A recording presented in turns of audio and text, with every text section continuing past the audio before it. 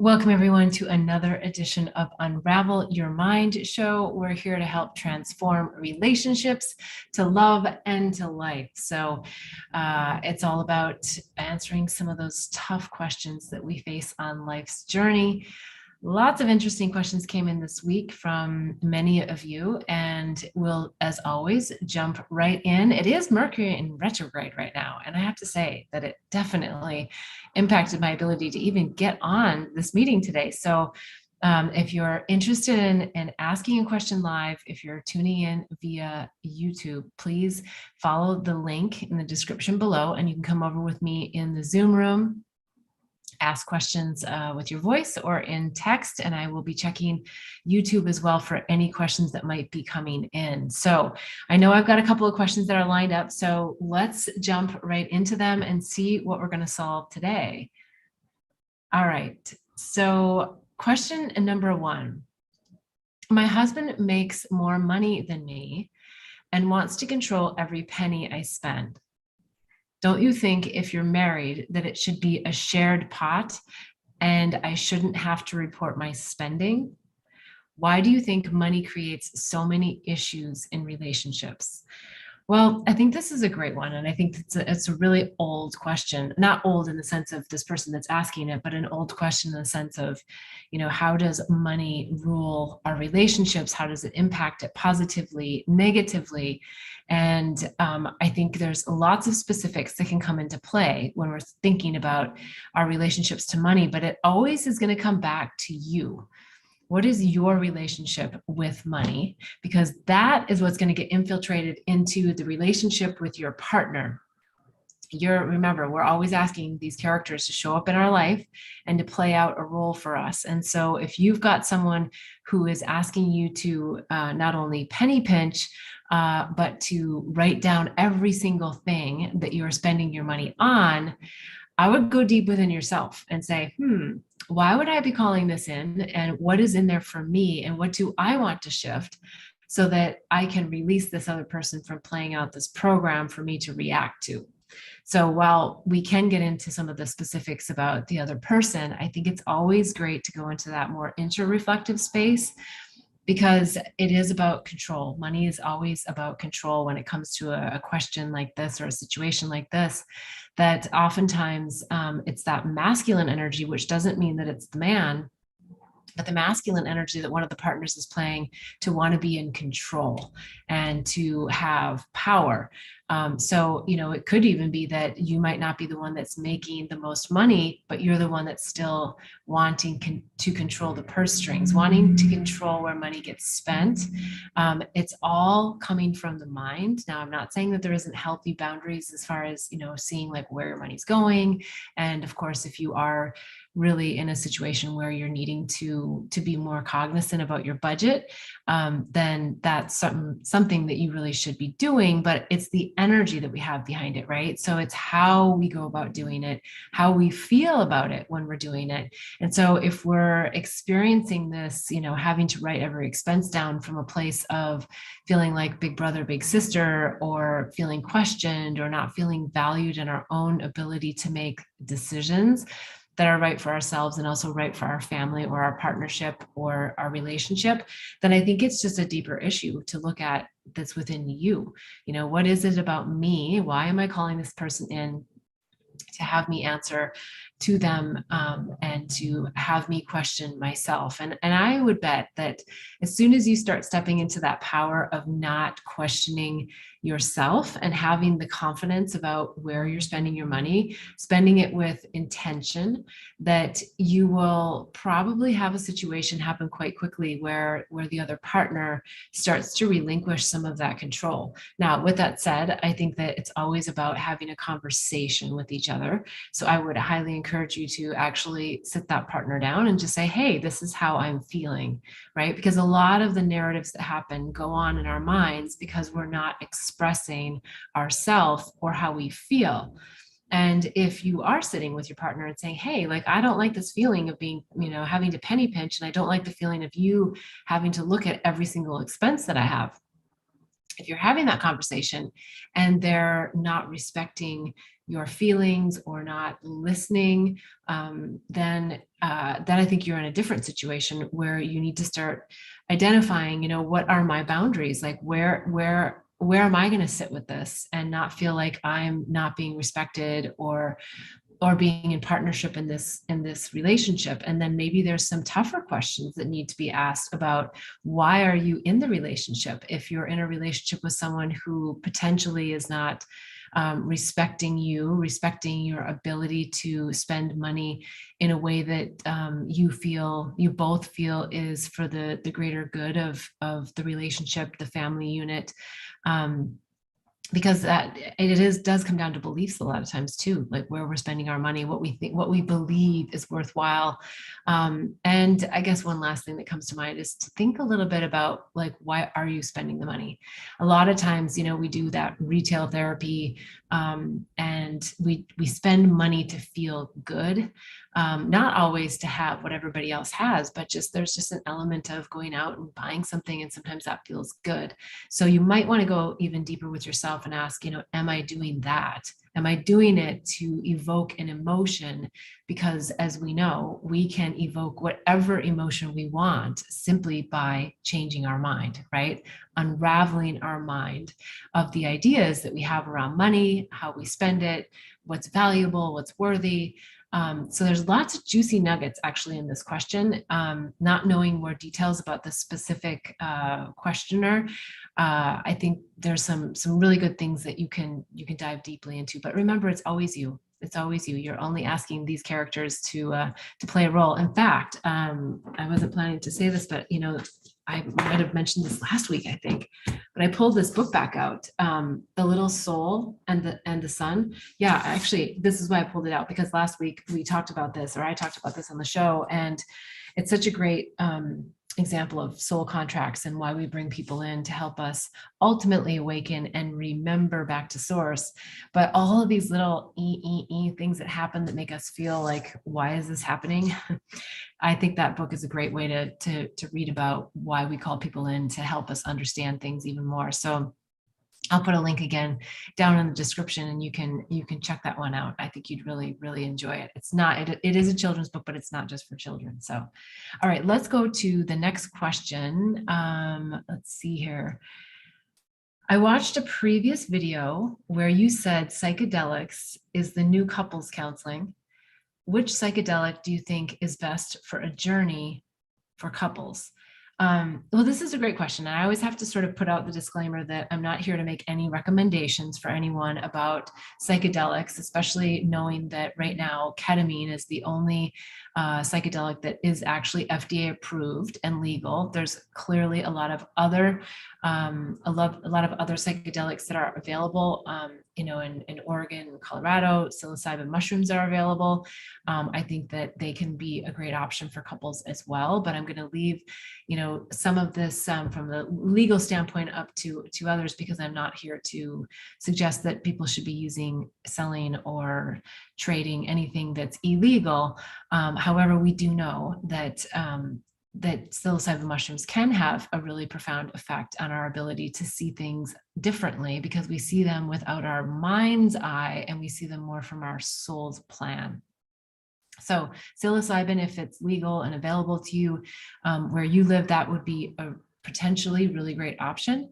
Another option, which is right now sitting at the FDA for, we hope for an approval, is MDMA. And MDMA is used primarily at this point, and I believe in most of the clinical trials, at least the ones that are coming up, are for PTSD, anxiety, and depression. But we do know that from anecdotal experiences and from some of the other companies that are studying MDMA, there's lots of great things that MDMA can do. And I would say it comes down to that heart opener, that heart space, getting people to drop into their heart, and getting them out of their minds and out of what they're thinking about someone or something, or themselves for that matter. So MDMA has been an incredible molecule that's been studied for years now, and was developed in a proper pharmaceutical laboratory, and then was off the market and is still not on the market legally, but there's been lots of clinical trials. So there's also opportunities to potentially get into clinical trials with MDMA. So I would say, though, that probably the most important thing that you could do when considering which psychedelic you might want to use for something like couples counseling is to really feel into to what feels right for you. The other thing that I think is so important is that oftentimes there's one person in the relationship who's more eager and open and willing to do a psychedelic journey, and the other may not be. And oftentimes this is just a really interesting clash of awakening and our readiness and our willingness to awaken to new perspectives, new ideas, and to go deeper into our heart space. Because a lot of times when a journey comes forward, we've put it on the calendar. I think the journey actually starts when we put it on the calendar. We get closer to that date and the mind comes in and says, oh, do you really want to do this? Is this like something, we really want to do?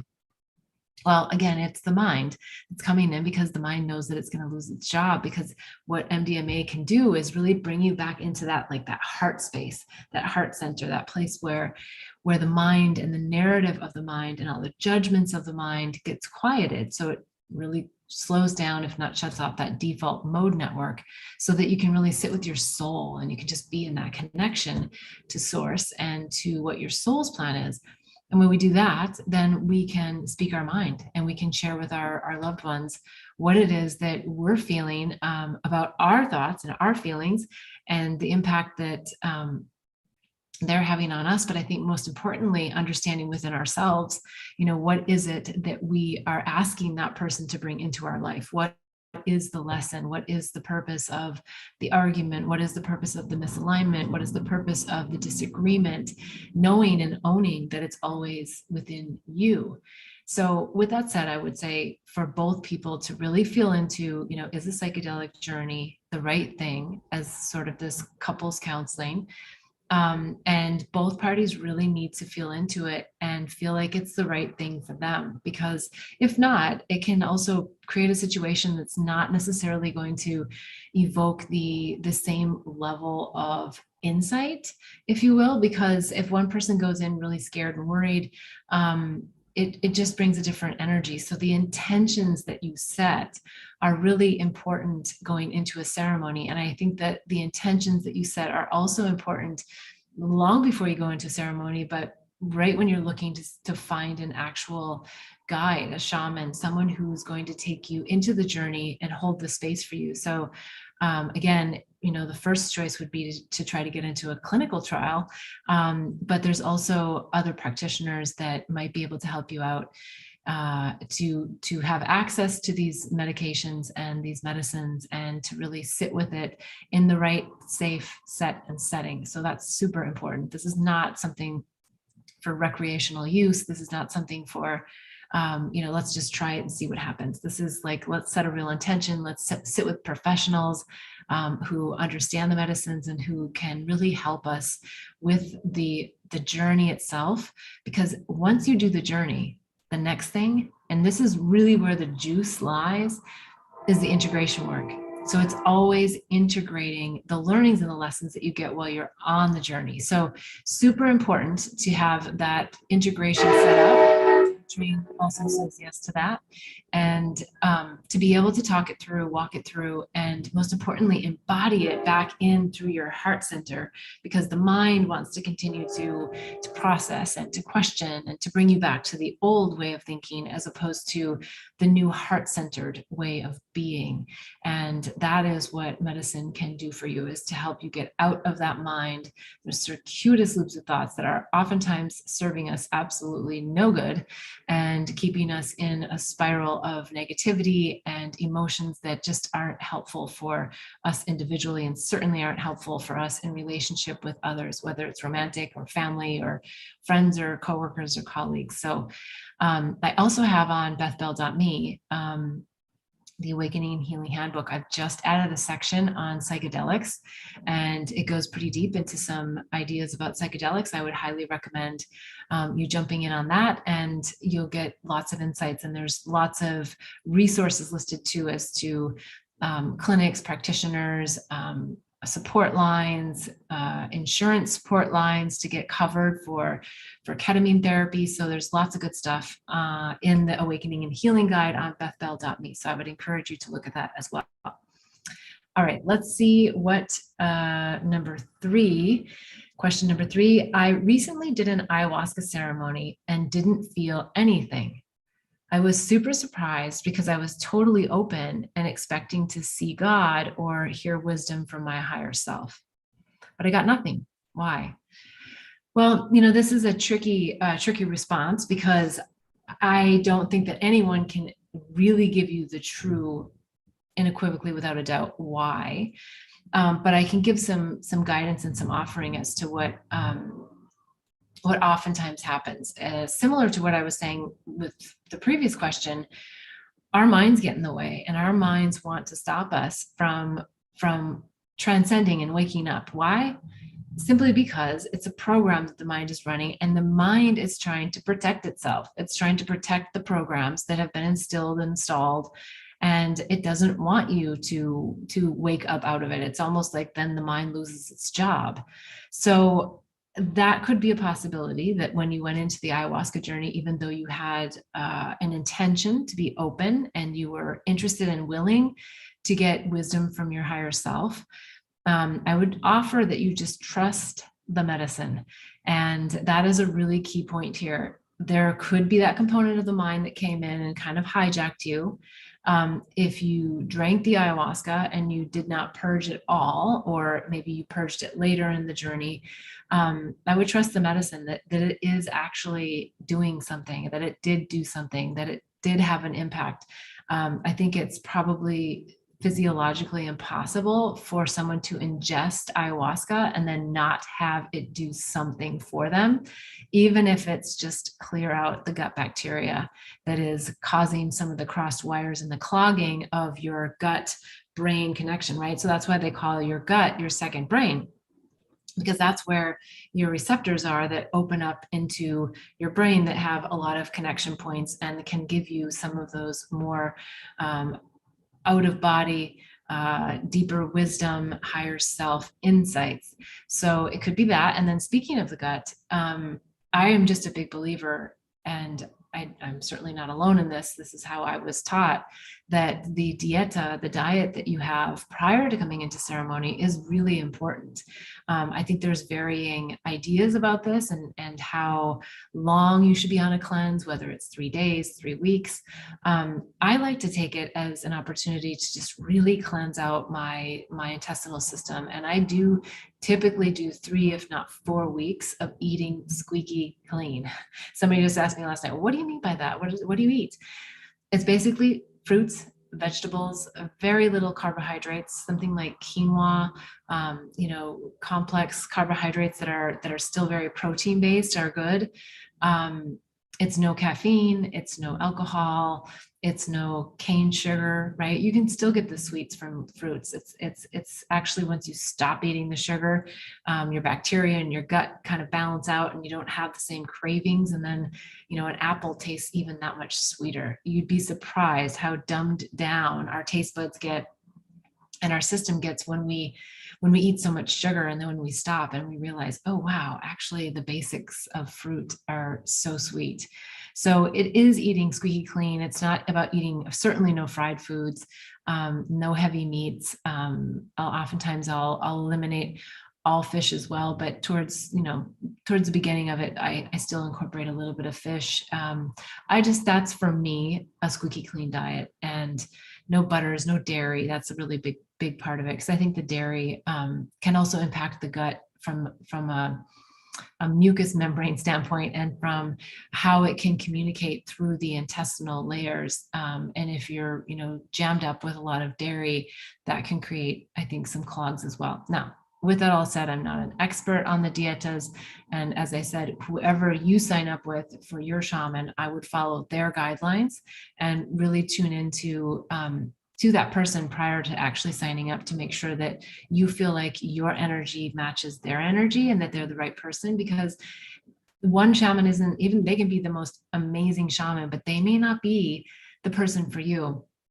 And only you know that. So that is super important. I also talk about the in the Awakening and Healing Handbook, in the psychedelic section, how to go about choosing a guide. What are the top? I think it's the top 10 things to know about before going into a psychedelic journey. So there's a lot of good juicy nuggets in there. But I would say, to answer this question, the two things that come to the mind, to be probably on the top of the list, but it could be a variety of other things, is your diet prior to the ceremony and your mind wanting to protect you from seeing some of the deeper trauma and wounds, because that is part of the mind's job, is to help us move through wounds. But unfortunately, some of the programs that we get installed from the collective consciousness, from our family, from our ancestral heritage, is to shove that stuff down. And as we know, like if you're in an accident, you go into shock. Your mind starts to delete situations that have happened because it's overload for your system. And so your body has to innately shut down, go into shock, and just get your physical body to be responding to whatever the medical need is to keep you going. So we know that shoving this down is partly from our ancestral lineage, but it's also partly just innately how the body works. And so what the recommendation would be is to get into whatever that trauma is, right? To get deeper into that and release it, because you don't have to re-experience it. You just want to be able to welcome it and move through it, and let the energy body within you that's holding the trauma or the terror release it. Because without releasing it, shoving it down isn't going to help. Shoving it down is just going to bring it out in other ways later on. And a lot of times it's a lot more complicated the longer we wait, because it starts to attract other things that have similar lower vibrational aspects to it that are attached to that trauma. And we react and relate to others differently because we're holding on to that trauma. So it does get more complicated. I highly recommend that if you've been in an accident, if you've had trauma happen to you from a relationship with another person, that you work through it as soon as you can, so that you don't start shoving it down. Bring it up, welcome it, allow the mind to experience it, but you don't have to go through the re-suffering. I think that's the trick here. And one of the things that a lot of people miss is they think, oh, I don't want to have to go back through it. I think in traditional therapy, talk therapy, which I'm not necessarily a huge proponent of, but I think that it can be helpful if that's the only thing you're willing to do. But that oftentimes just gets you talking about the stories and reliving it, which is why I'm not a huge proponent of it. But when you're able to actually release, the energy at a cellular level and let it out through more of a somatic session, or maybe a psychedelic session, or a breath work session, which has nothing to do with any other medicines. There's yoga, there's lots of ways that we can get to the energy body, because it's all about getting our chi, our life force energy, to circulate throughout our whole body and to function in a way that every single cell in our body gets that nourishment from source energy, right? That it gets the light within, can circulate and blow through any blockages that come our way that we're holding. So we want to get to the core of all these and just blow them up, so that we can just be lighter and brighter and happier as people. So I hope that answers the question about ayahuasca. Lots of possibilities there, but again, trust the medicine, because the grandmother knows what she's doing, and she's working with you. So if you're considering, not doing another ceremony because nothing happened the first one, I would rethink that, because I think that some people do, 3 sessions or probably even more, but it's not as frequent that people do it in consecutive sessions without having an impact. And then it takes like that third one or that fourth one, and they break through, because sometimes it just takes that long for the mind to kind of settle down and surrender. So if you can, the faster, I don't like the word faster, but the more you can surrender into the experience, the more the medicine can work with you. And chances are you are still getting a lot of impact, but you're just not seeing it through your mind. So it might be happening at a cellular level. Okay, let's look at the next question. 4, I've been deep on my spiritual journey and doing the work to clear childhood programming. I recently spent some time with my dad, and it triggered me back to my issues and made me upset that he's not doing his spiritual work. How can I inspire my parents to do their own work so they stop triggering me? Well, since you've called them in, since you chose them, first of all, as your parents coming into this lifetime, and then you asked them to play out these roles for you, it is again back to you. It's all about you. It's all about how you want to have that relationship with them. I know it is so frustrating at times. I really do. I'm not discounting how frustrating it could be when you feel like you're doing all the work and the other person isn't. But in this particular question, it's about parents. So you chose them. You chose them when you came in, and you've asked them to play these roles. And I would step out of the whole idea of, you did this to me in childhood. This happened to me, and now I'm having to deal with that because of it. Or, what you're doing right now is making me feel like why, and how I've had to work through, why I've responded the way I have to other people in life, and what I have to do to like work through it. It's like, take the pressure off of blaming someone else and just bring it back to you and your heart space and your center, because that person, that mom, the dad, the sister, the brother, they may not be ready to wake up. They may not be in that space where they have that capacity, and it's probably in most cases not their role in this lifetime. It's just oftentimes what happens is we set ourselves up with other people in our family system, our friend circle, that aren't necessarily here to make it easy for us.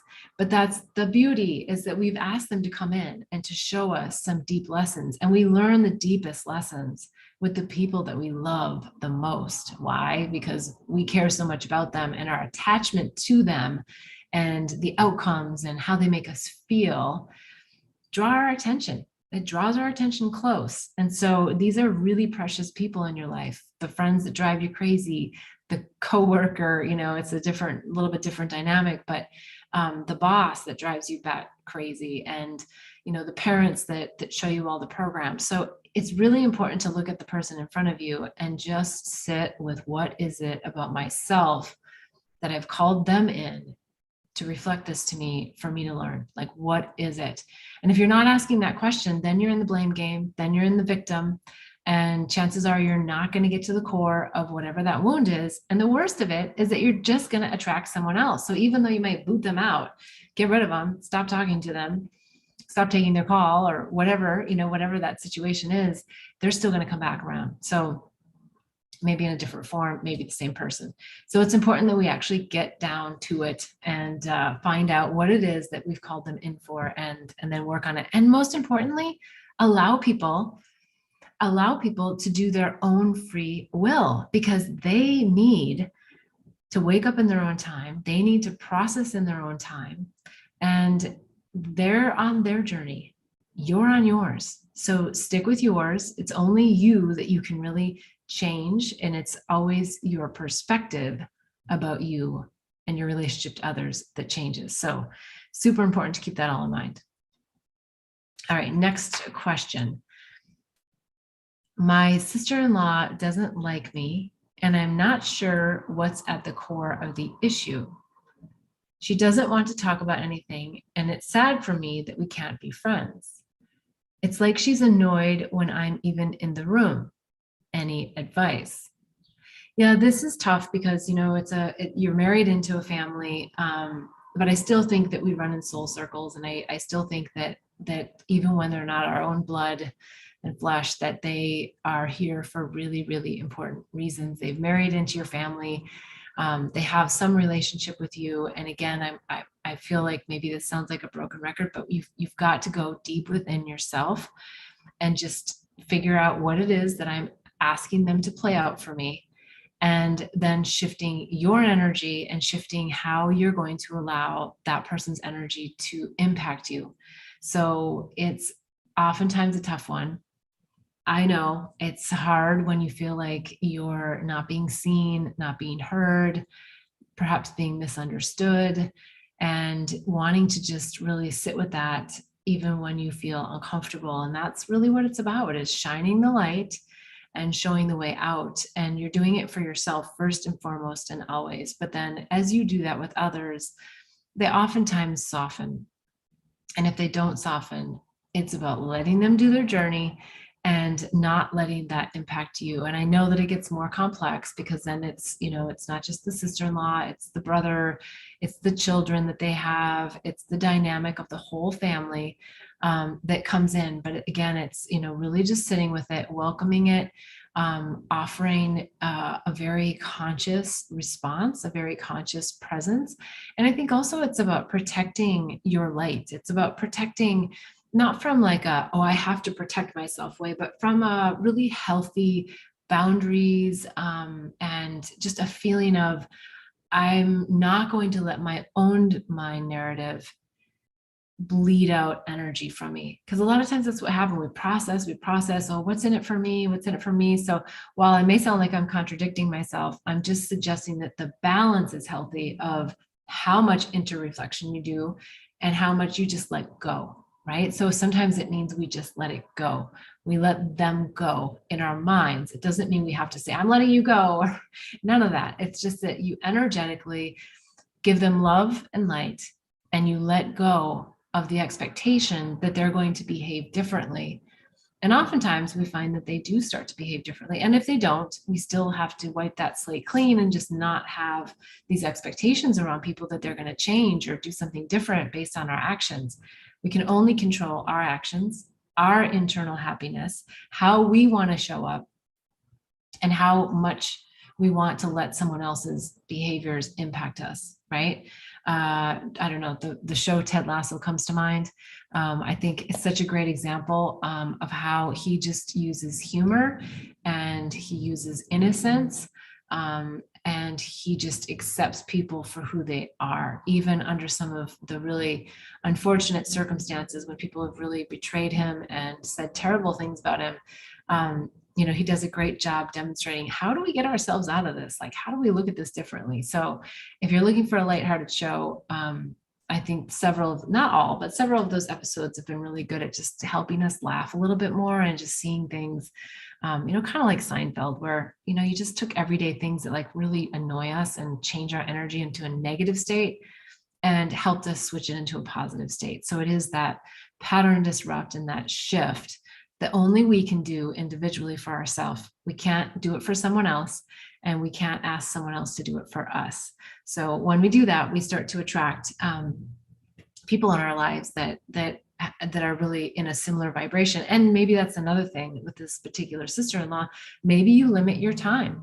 Maybe you find ways to spend time with your brother and the family in different ways. There's lots of options, but it's always about still being inclusive. It's not about trying to eliminate anyone or make anyone feel left out in any way. It's not that. It's a higher vibrational, what is the best for me, and how, and not in a narcissistic way, in a self-realized way, what is the best for me to be in my highest level of vibration and energy so that I can show up for everyone else. But most importantly, to be happy myself. When you're happy, everyone else has the opportunity and the offering to be happy. And if they choose not to, that's on them. You can give that back to them. So hopefully that one's helpful. Family is always challenging because it tugs at the heartstrings so much. Okay, I've been reading A Course in Miracles, and someone recently told me it's a cult. What do you think about that? I've been a Course in Miracles student for many years, since 2005. It was the first time that I picked up that book, and I had heard that too. I don't remember how I heard that, but I had a little bit of a concern, like, where is this material coming from? Like, what's the agenda behind it? And I think it was like 6 months actually into reading the book. And as I talk about in my book, Angels, Herpes, and Psychedelics, I got introduced to it by my spiritual healer, Axel. And so when he introduced it to me, I took it home and I started reading the lessons, and I was like, I don't understand a lot of this. And so I started to have daily conversations with Axel. He really helped walk me through a lot of what was in there and being said, and just to help see it a different way. And I remember thinking, like, yeah, who wrote this? And then one day, Axel said, well, that the lady that really channeled it and the gentleman that helped her, they were both atheists. Like they did not believe in God. They certainly weren't people that were, advocates of Jesus in that sense.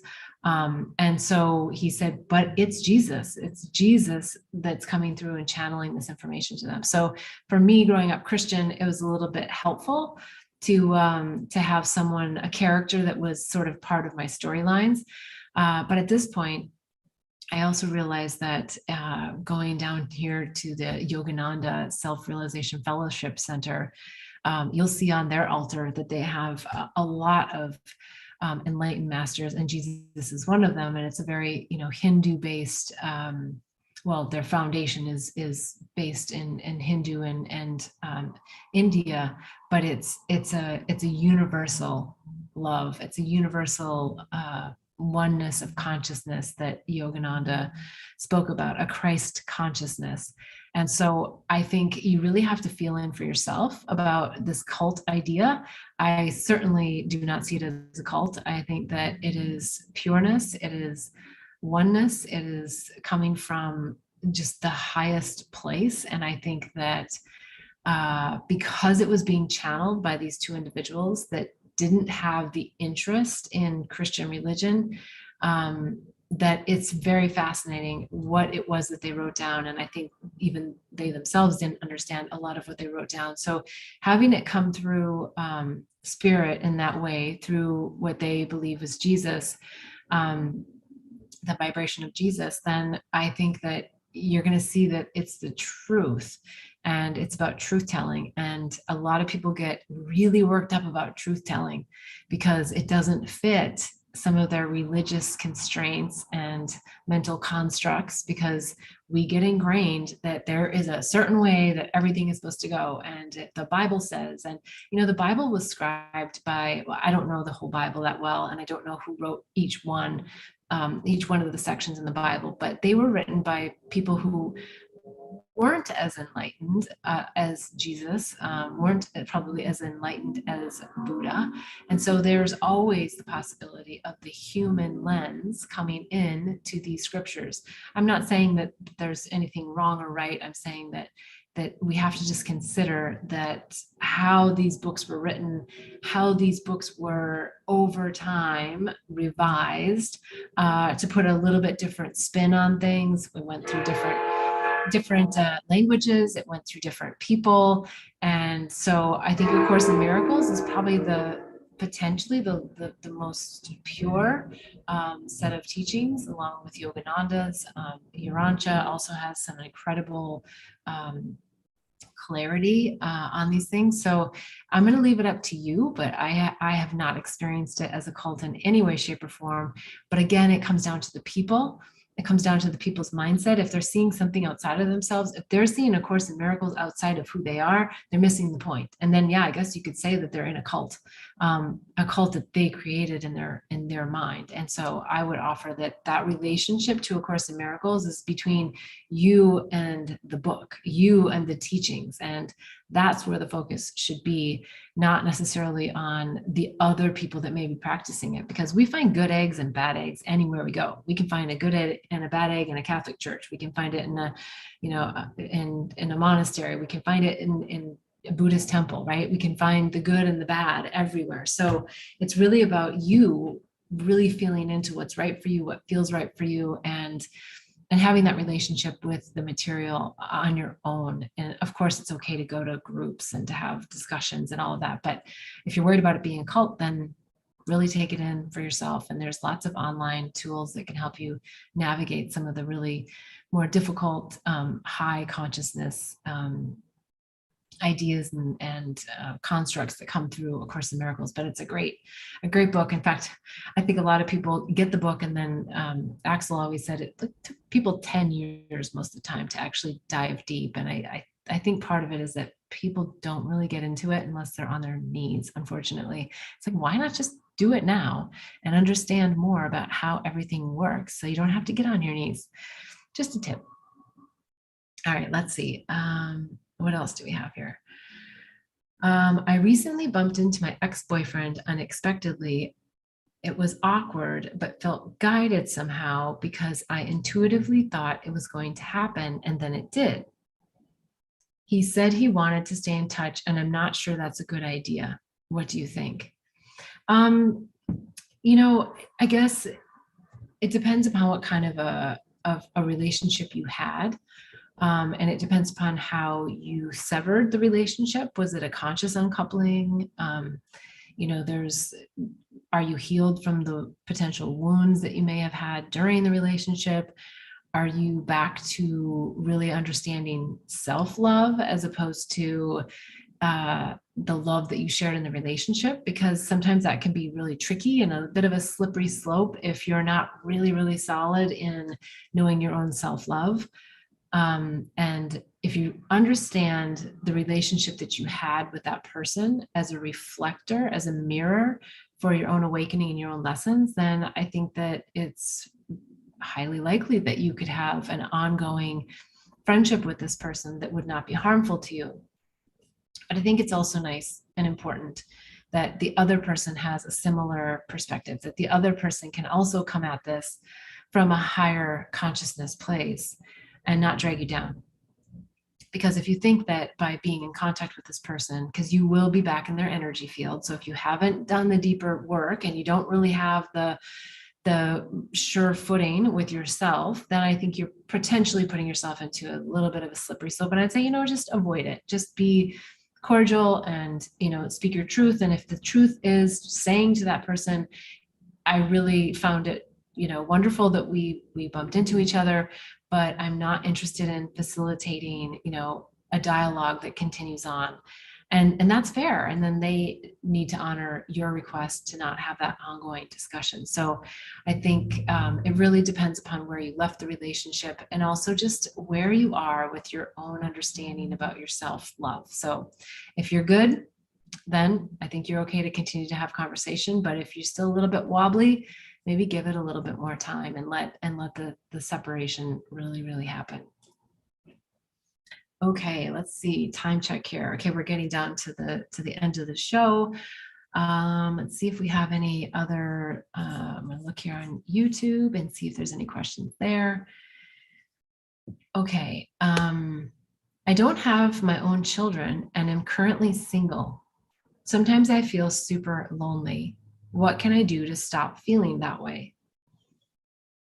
I think being single is always a beautiful thing because it allows you that opportunity to be with who you are. And as you go about dating other people, if you're dating, then you get to see reflections of where you are in your spiritual awakening journey. Like, what are the patterns that you might be attracting, or what are the things that you're attracting about people that you like or that you don't like? So I think, being single can be a really robust time in your life.